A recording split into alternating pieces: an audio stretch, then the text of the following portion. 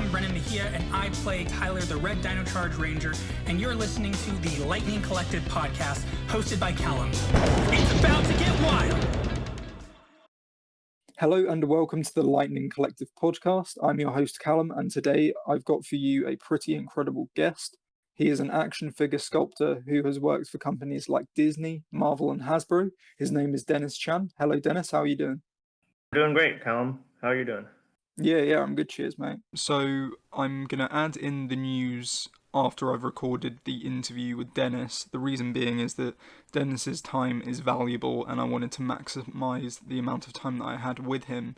So I'm just going to go through the news now. Dennis isn't here with me at the minute while I go through this, but he will be back afterwards. So the news for this week is that the Lightning Collection Mighty Morphin Red Helmet is up for pre-order alongside the first deluxe release, which is the SPD Omega Ranger with the Uniforce Cycle and the Psycho Ranger Team Pack. The Uniforce Cycle and Psycho Ranger Team Packs are Amazon exclusives, and I believe the helmet is just a general release. The White Dino Thunder Ranger has been released early in Malaysia. It's got the exclusive style packaging, so it's a different coloured box. It's grey this time, instead of the usual white of the regular releases. No word yet on what store it's exclusive to, but I would imagine in the next couple of weeks, or maybe even days, we'll find that out. A third-party Thunderzord has been shown at a Chinese convention. It doesn't transform, but it looks pretty cool. No price or scale was revealed at the event, just a grayscale mock-up and the finished painted model as well. In comics news, 2 series are replacing the Mighty Morphin Power Rangers, which is ending at issue 55. It is being replaced by Mighty Morphin, which focuses on the MMPR team and introduces a new Green Ranger on the team. No word on who will be in the suit.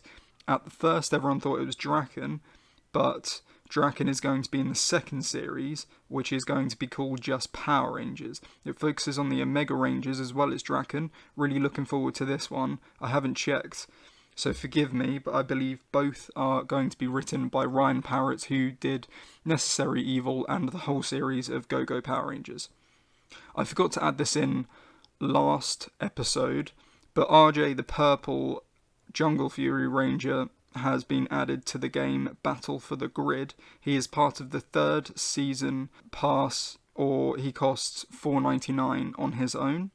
And the last bit of news is that Hasbro is rumoured to end its partnership with Toei in 2021. They provide footage for Power Rangers. We don't know what this means. It could mean a number of things, that, one being Power Rangers is ending with Dino Fury, or it could mean an animated show, or that, it could just be all American footage. It's too early to tell. We've still got about a year to go. So, in fact, more than a year, because Dino Fury is coming out next year. So, yeah, we don't know what is going on with that. But, yeah, on to the interview, and I hope you enjoy. So, for people who don't know, you graduated from Rhode Island School of Design with a degree in illustration. How did you go from illustrating to sculpting? So, in my school, Rhode Island School of Design, and I heard from others' experience at different schools too, there's a pretty big divide, you could say, between interests that a lot of students have, which is rooted in pop culture and cartoons and comics and that kind of thing, and sort of the more old school and art only, pretty snooty, if I'm being honest, attitude that a lot of institutions have. So what ends up happening for a lot of people who like me, who didn't really have that clear of an idea of what we want to do, but we know the things that have been influencing us, is you end up in a major like illustration or animation, kind of just because it's the best fit, even though it's not that good of a fit. And so in that department, I had a teacher who I'm so thankful for, because he had a different attitude than what was predominant there.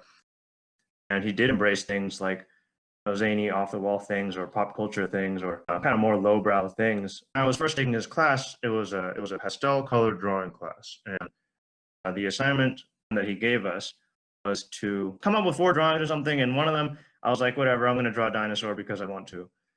And so I showed it to him, and he was that it would probably turn out better if I made a clay model and then use that for reference and try it again. So I did that. I made this it's like old school T-Rex looking kind of dopey dinosaur thing.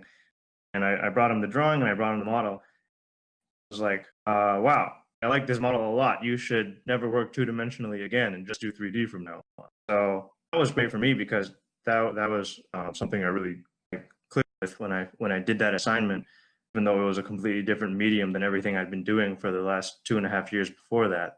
I just took that and ran with it, and I was just lucky that same semester Hasbro, because it's also in Rhode Island, advertisement for an internship program that following summer where you would do this style project sculpting your own action figure throughout the year, and then they would review it and then those candidates into consideration for bringing them in for an internship.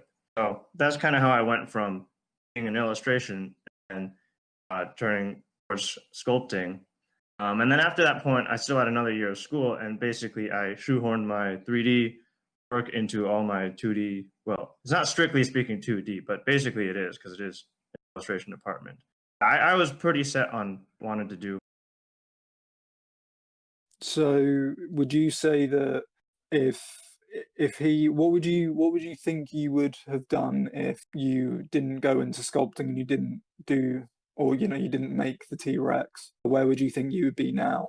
To be honest, that's kind of a scary question because I don't know. I think I would be doing just like a slow version of what I kind of wanted to do, which was draw comics, but I didn't really have an aptitude or a predisposition for it. So I don't know what I would do. I think it's likely I would have in some way found my way towards toys eventually, just because it is something that has always been a part of my life and my interests. So maybe naturally I would have angled toward that direction on my own anyway. But that was definitely a catalyst. Okay, and when you were doing your internship with Hasbro, is that when because you sent me those images of what you've worked on, which was really helpful. Thank you for that.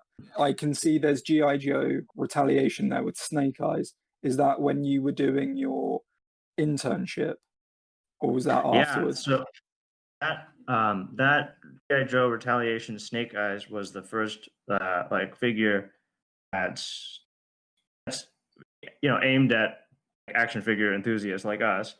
Yeah. Most of the many hundreds of thousands of other things Hasbro does that I've had to work on also. But that was the first thing that I actually got to do, have my hands on that summer as an intern for the first time. So I do know that like everything. Oh, so the other thing I should mention was that I was sculpting traditionally in wax at that time, because at that time Hasbro was still transitioning between having some physical sculpts and switching to digital. So at that time, I was just focusing on wax sculpting by hand, and so that Snake Eyes, even though I had put my hands on a version of that, I know that it was changed by my boss and by the established pros that they already had there. But still, I was glad to have worked on something that ended up being released sometime later. Yeah, that must have felt incredible though. Well, I don't know when you went to college as an age-wise, but I would imagine you would have been in your early 20s, right? Yeah. Yeah. I don't know if you saw Snake Eyes in shops, did you? Yeah, I was, I guess I would have been 21 or so when I worked on it, and so to actually see it in stores months later and to know that I had a hand in it, it's actually a little hard to like wrap around, because I can intellectually know that, oh, this is mass produced and like distributed across the world even, but like I don't really have a sense of like what that actually means in terms of the infrastructure to get it there, and how my very small role in that plays a part.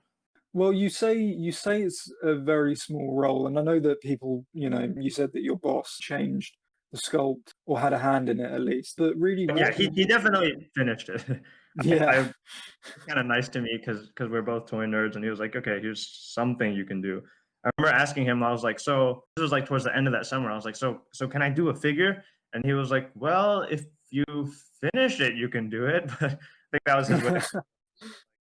You can work on it, but I don't think that you are at the level right now where this is completely your work and we'll just move forward as is. But definitely appreciated that. Do you collect the figures that you have worked on, or do you take a step back and you know it's out there in the world, you don't need it, if you understand what I mean? Yeah, so again, a lot of the stuff that I do is not action figure related. Like it's like furniture for Princess Elsa, or it's like Monopoly board game pieces, or it's like just stuff that never gets released. So those things I really go out of my way to find and track down, because it is usually about a year or so between when I work on it and when it comes out. So sometimes I just forget that I've worked on something. But for the figures and stuff, I think it's helpful for me to actually see what they look like in production, to know, is the texture that we did on the Psycho Rangers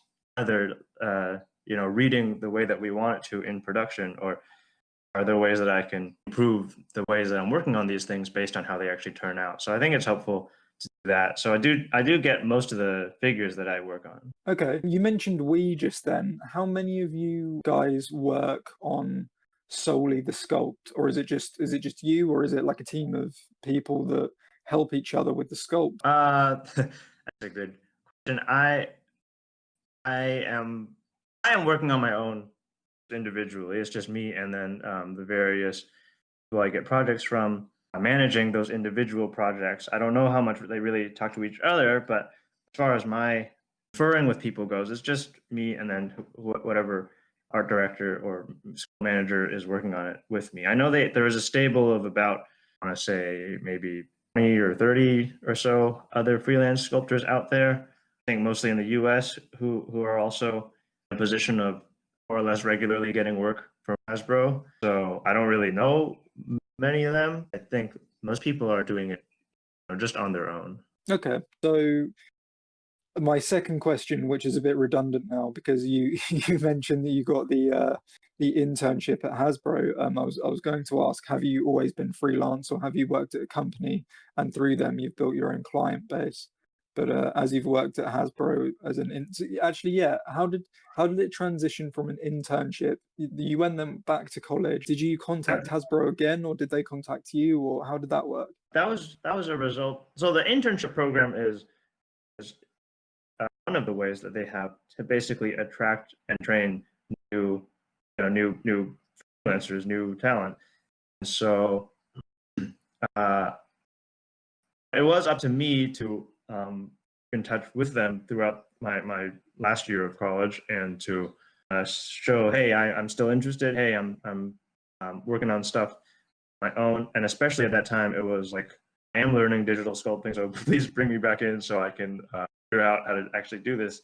After I graduated, they brought me on as a co-op or temp, and basically that was just another period of being a trainee and getting to keep learning from them, and also learn the software and the process of translating a digital sculpt into 3D printed piece, and then eventually an actual production piece.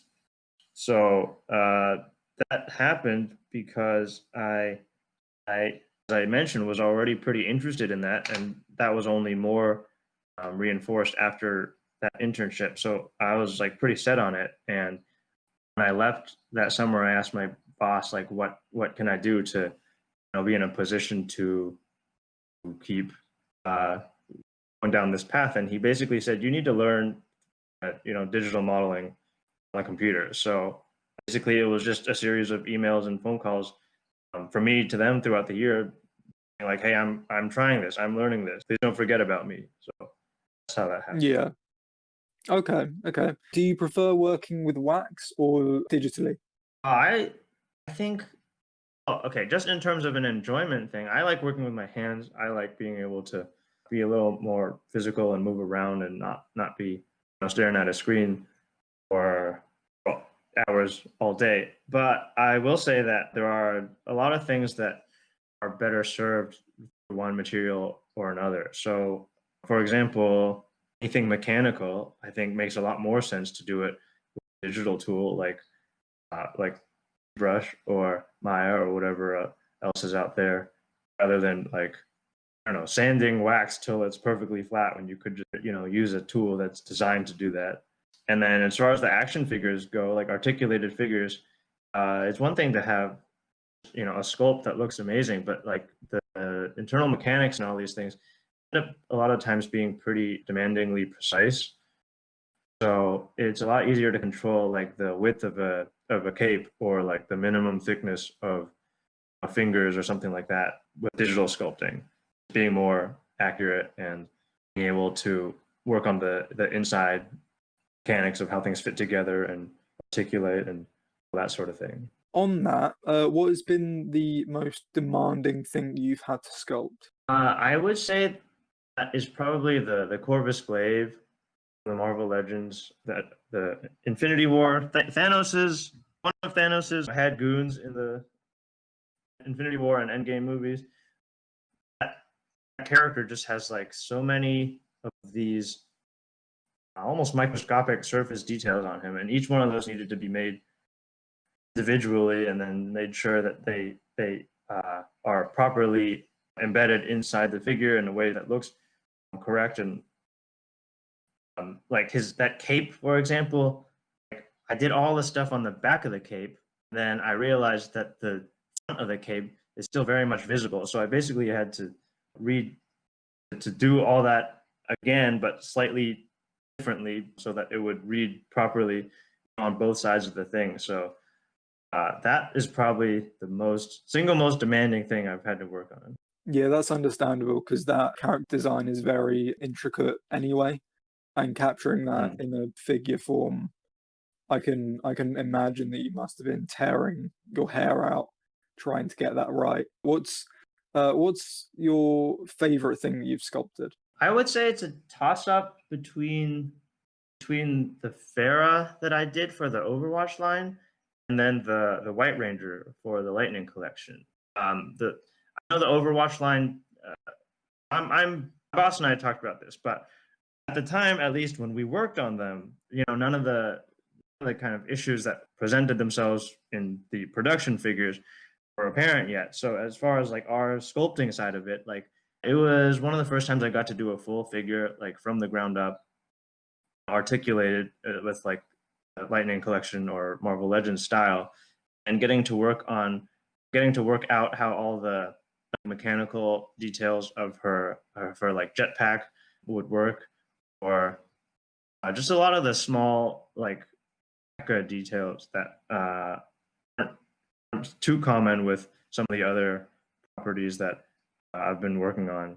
That was pretty cool. And then the White Ranger also was really fun to do because it was again the first of a line. So my boss was saying they want to implement these sorts of articulation schemes or mechanics, and it was really to me, in coordination with him, actually working out how that ab joint would work, or how the rubber armor pieces, how accurate could we get them at scale, that sort of thing. So that one was pretty cool.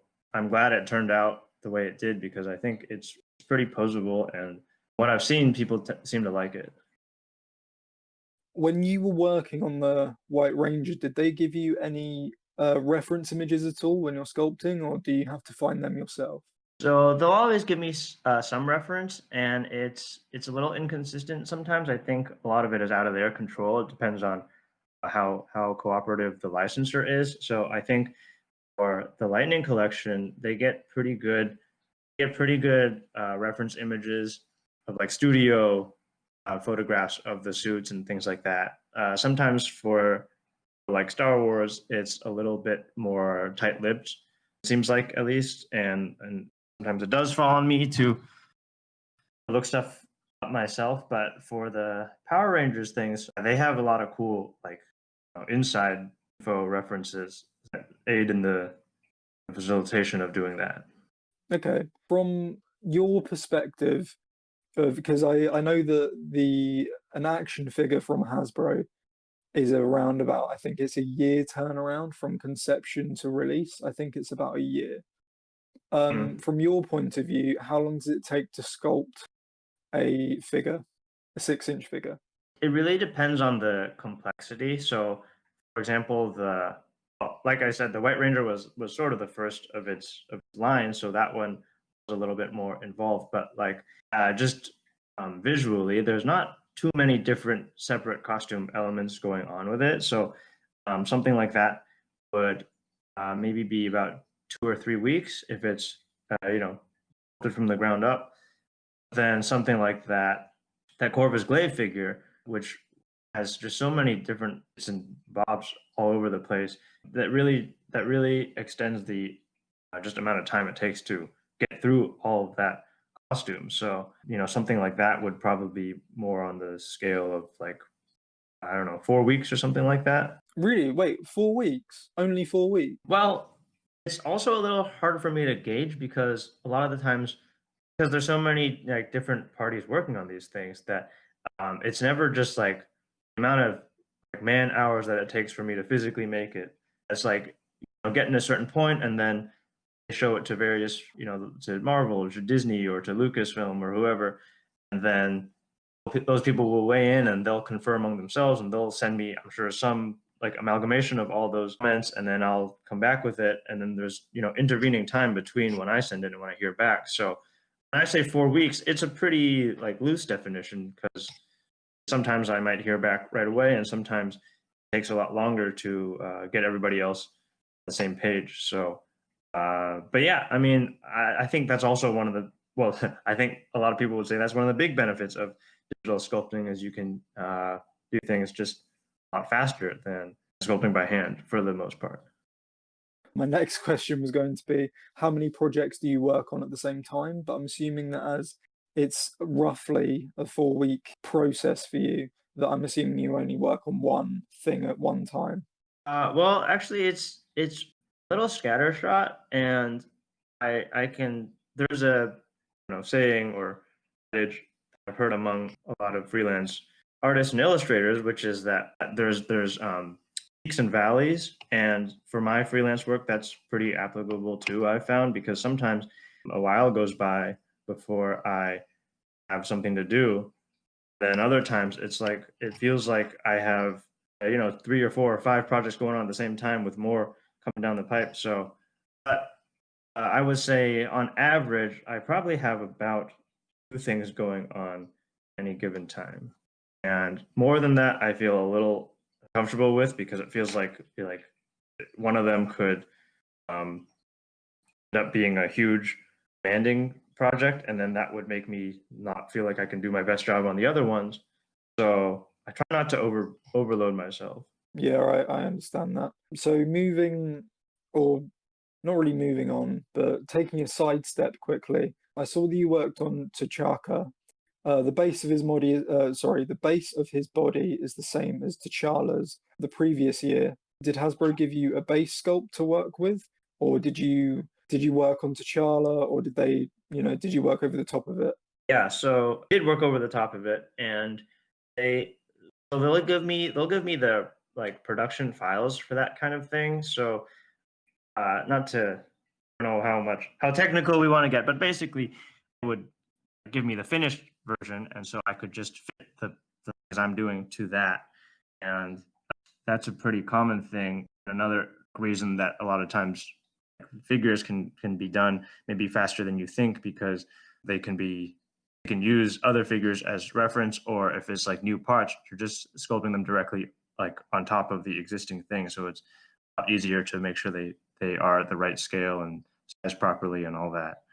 So yeah, they gave me the base figure of T'Challa with a reference of his father's costume, and so I already had that existing figure to work with, and that's pretty common for anything that we're doing that has kind of a library of like bodies or figure 3D files to start from. Okay. And then moving back over to Lightning Collection quick. I should have maybe moved that question earlier on in the interview. But so you've worked on the Psycho Rangers, or at least the male body. Did you have a hand in the female body? And also when they release a new Psycho Ranger, because so far officially they've released Psycho Red, blue, and green is coming out, I think, next month, if I'm not mistaken. They all share the same body. Do you go back and work on their weapons, or how does that work? So I did not have a hand in the female, the yellow and pink Echo Rangers, and that's one thing that I wish were a little different, is that I don't actually know many of the other sculptors, so it would be kind of nice to have a little bit of a team of people who I know who else is doing this. I can give them credit. I can just more connected that way. But as far as the ones that I did go, uh, was I did the red and the blue weapons and the figure at once, and then some months later, my manager pushed me with the Green Ranger's weapon, the Echo Dagger, and so they were spaced apart, and I had no idea, and really the whole time I have no idea that anything else is even in the works until the pack gets announced. So Yeah. that was kind of just as much a surprise for me as anyone else. Okay. What is your dream project to work on? I would say that a lot of the stuff I get to do already is kind of a dream project, which is kind of a lame answer, but I was customizing Marvel Legends when I was a kid, so the fact that I get to work on them at least sometimes now is already kind of surreal to me. And so in that sense, I don't really have that much to be dissatisfied with. But one thing that I would like to do is work on some Zoids products. I don't know if you're familiar with that. I will be honest, I'm not. Okay, it's a model kit line of mechanized animals. Some of them are pretty similar to like Megazords, actually. So sometimes people get those conflated. But Hasbro partnered with Takara Tomy in the like late '90s, early 2000s to release some of their model kits in the US and in Europe. And there's a new Zoid series that came out a couple of years ago in Japan. And from all appearances, it looks like they are again working with Hasbro and possibly going to distribute them in the US and Europe as well. So if I could work on something related to that, that would be pretty cool. Would you say that you're in a position to maybe ask your boss or your manager if that could be a possibility, or do you just sort of take whatever they offer you, if that makes sense? I am not really in a position to like suggest things or to ask about like the inner workings, just because I am not an employee. But a lot of my managers I have known for years now.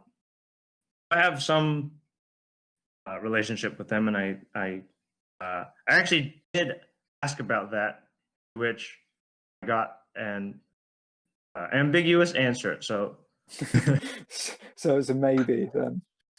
yeah. A maybe-ish, hopeful answer. Okay, and so the last question I've got here, but with you answering all of these questions, I've now got more questions to ask. But the last question that I've got written down, which is one that quite a few people wanted me to ask, is do you have any advice for people who are looking to get into sculpting? Yeah, I'll answer that in sort of three dimensions, I guess. The first one is just in terms of sculpting itself.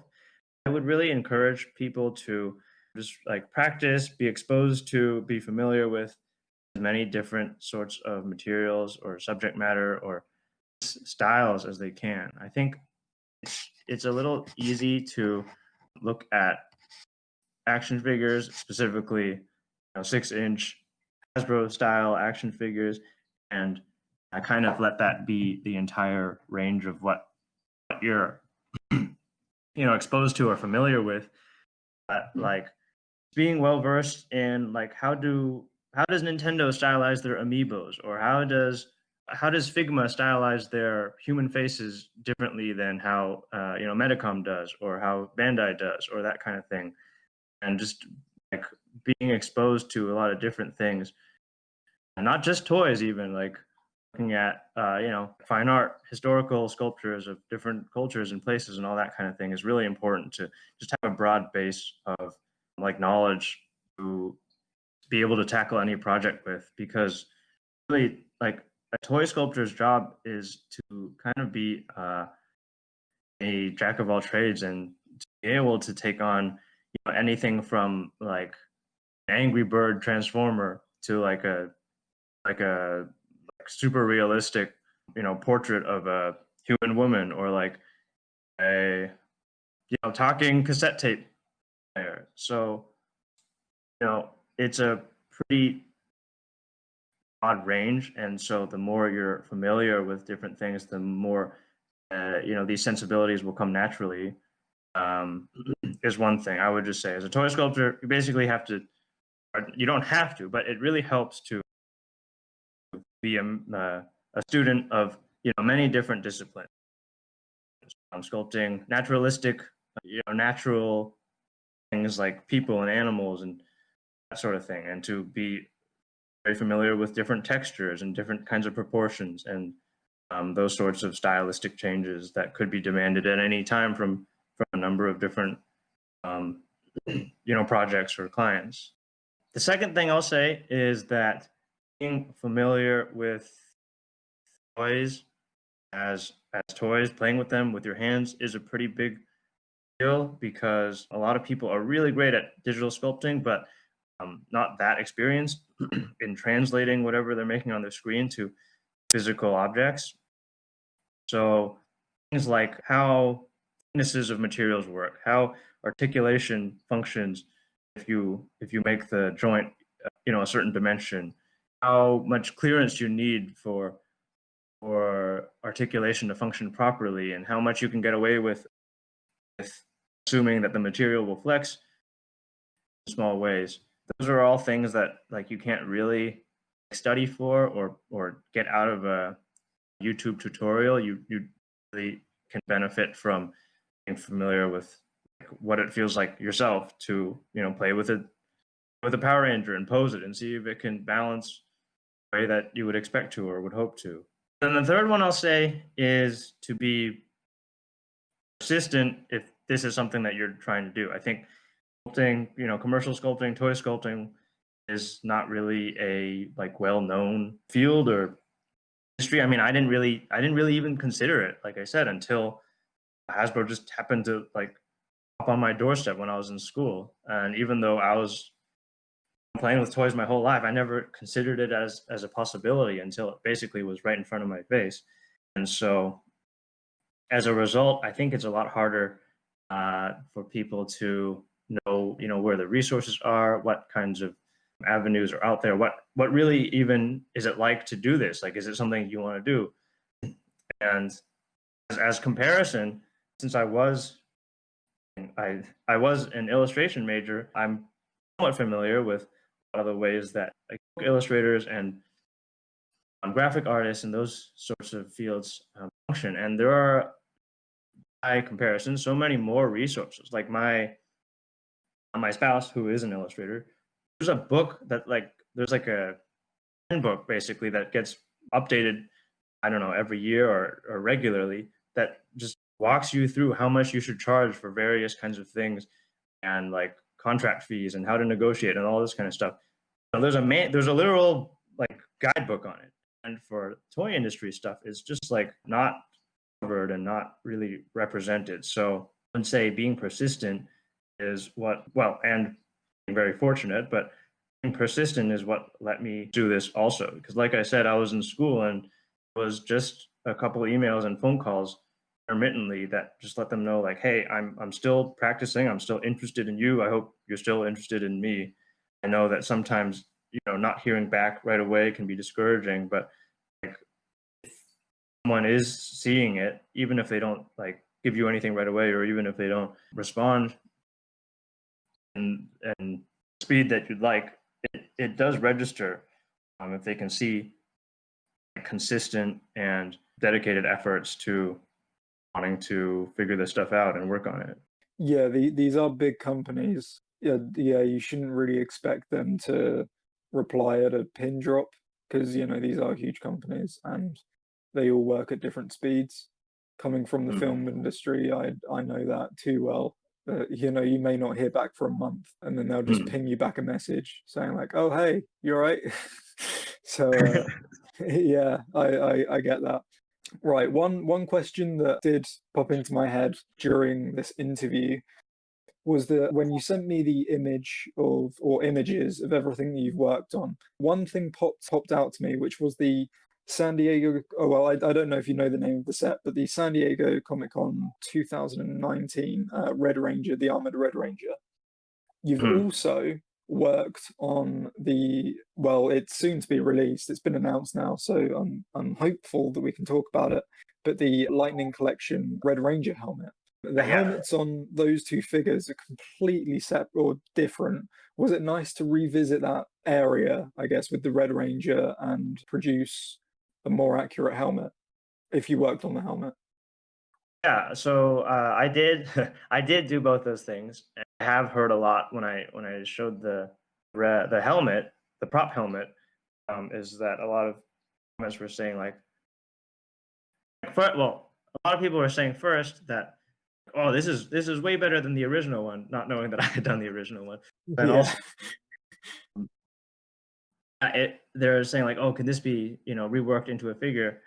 And it was nice to be able to correct it, basically, because people felt like there are things desired with the original one. So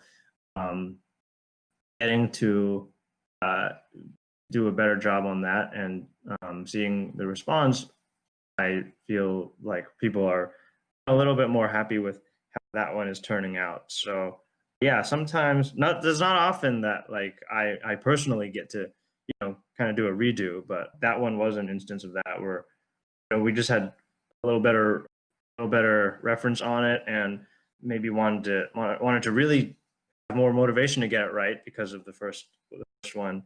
So that's how I was able to. That's what I was thinking when I was working on that. Yeah, I mean, to be fair, the Red Ranger's helmet from the original series is a very hard thing, I would imagine, to get right in the first place, because there's been thousands of action figures based on that helmet or that suit, and I would say like 99% of them, the helmets are all wrong, and I'm not too sure why. I find it very interesting. I noticed that the helmet, as in the Lightning Collection helmet, I have a feeling that it was used. Do Hasbro ask you if they can use your assets on other figures? Because I noticed it's either a 9-inch or a 12-inch action figure with 5 points of articulation. I think they're called cracker toys or something. What are they called? I don't know what they're called, but basically they're 12-inch, and it looks like that they are using your helmet design on those figures. Do Hasbro contact you about that, or is it a case of you've done this for them, so it's their choice whether they can reuse it or not?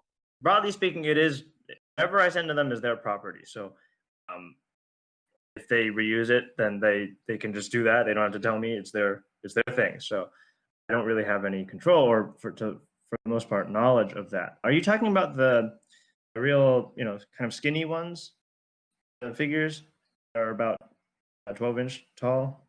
Yeah, there's two versions of it, and one of them they are using your San Diego Comic-Con. I mean, they're not two versions. There's two separate lines of 12-inch action figures, which it's really confusing. But one of them is using your San Diego Comic-Con head, and then one of them is using your helmet head.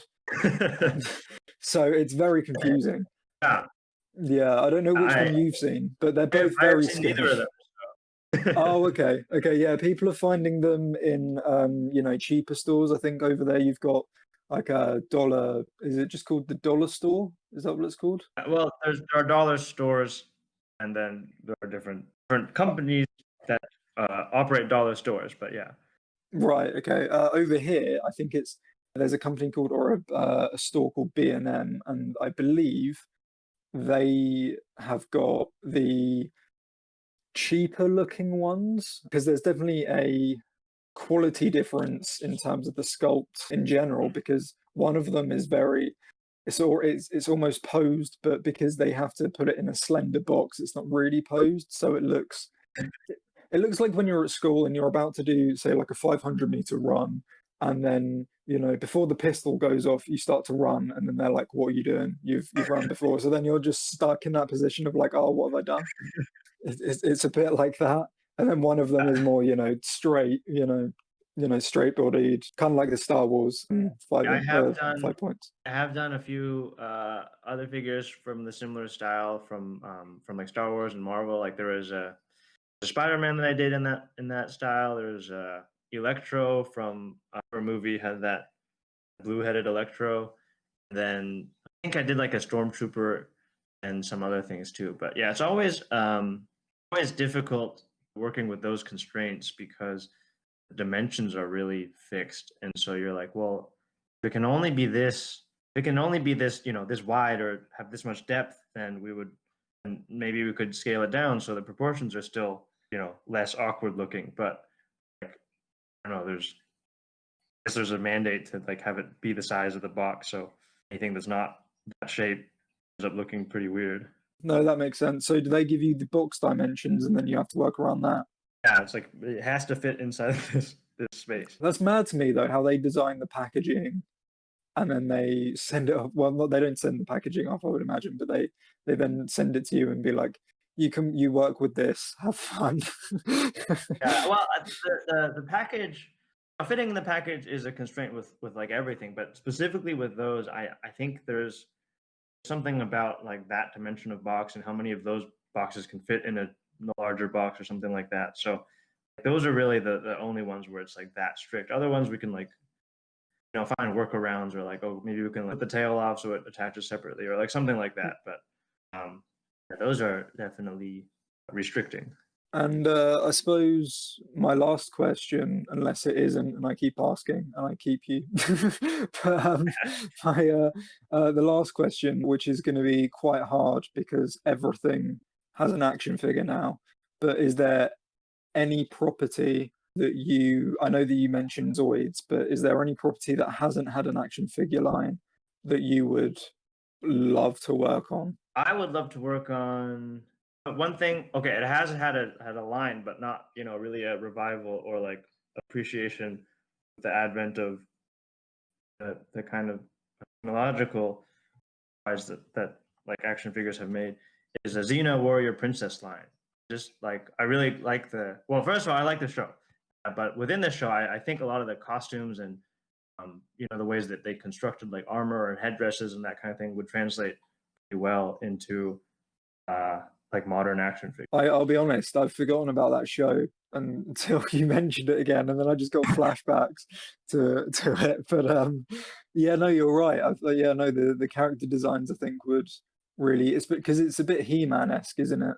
Really, those. I mean, obviously with He-Man, there's like monsters and creatures and stuff, but in terms of the human characters, they're very similar in terms of what they wear, aren't they? So I can definitely see that.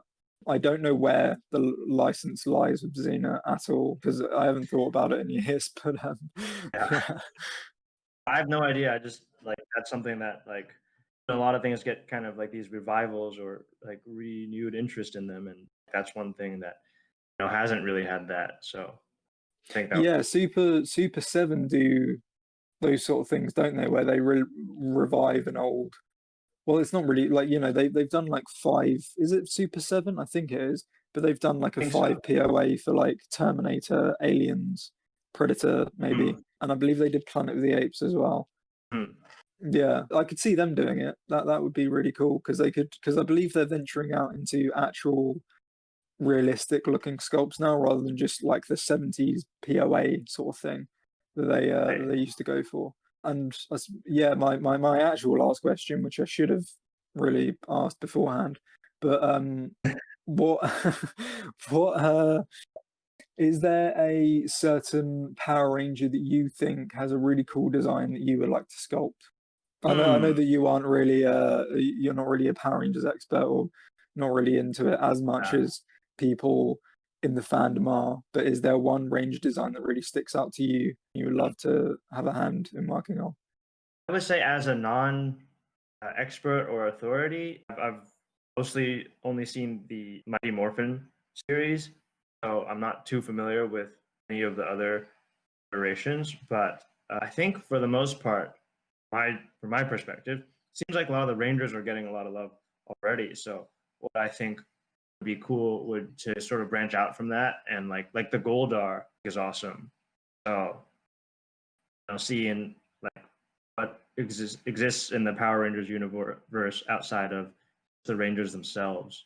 It's always fun to have them fight bad guys and have other types of characters. Or maybe a blasphemous answer for Power Rangers fans, but it seems like the Rangers themselves are well underway to being represented. Okay, yeah, no, that's completely fair. Yeah, I don't think that just because you've worked on Power Rangers products that people should expect you to be, an absolute Bible for the show. Yeah, so that's a completely fair answer. Thank you. I know that you can't tell me what you're working on at the minute, which is completely fair, but is there, in terms of the Lightning collection, if you're still working on it, I'm not asking you to reveal a figure at all. That would be crazy stupid. But can the fan base expect more good things to come from the line? I think there's definitely a lot of stuff in the works that fans of the line can get excited about. So to answer your question, yes, I think there are. Okay, great. Thank you for that answer. All right, yeah, I guess this is it for the interview. Where can people find your work? Yeah, I'm trying to use social media with some small success, I guess you could say. But my Twitter and Instagram are the same. It's always bumping, and if you want to see a website of things I have done, periodically update. It's chandennis.com. But other than that, I'm sure that anything I work on will most likely be widely seen whenever ProPulse decides to put up there. So thank you for your time, Dennis. I really appreciate it. And maybe we could do this again in the future and talk about more releases that have come out, because currently, the last reveal that you have worked on that's been revealed has been the helmet, but also there's Destro. There's also you've worked on the Ghostbusters line, which is, I don't know if that's out yet or not. I know that some people have them, but you work on Marvel Legends, and maybe we could take a deep dive into those figures in the future, or not those figures, but the from now future releases that maybe we could revisit and talk about if you would be up for that. Yeah, that would be cool. Awesome. Well, I'll let you get on with your day, and thank you for coming on, man. I really appreciate it, and I'm sure that everyone listening really appreciates it as well. It was nice for me to be able to talk about this stuff, so thank you for having me on. So I just want to say thank you to Josh Steele for creating the cover art. His Instagram is at A Basket of Kisses, and his website is joshsteele.co.uk. I'll leave all of these details in the description.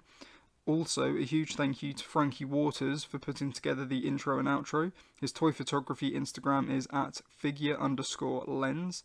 And thank you to Dennis again for the interview. Check him out at Always Bumping on Instagram, and I will leave his web address in the description as well if you want to see what other things he's done, not just for the Lightning collection, but for Marvel Legends, and I think there's a few Star Wars pieces as well. He did mention it in the interview, but yeah, please check him out. He's, I believe he's the first sculptor to really go public with this, so it would be really nice for you guys to have a look at his work, but also keep in mind that he signs a lot of NDAs, so he can't tell you what's being released.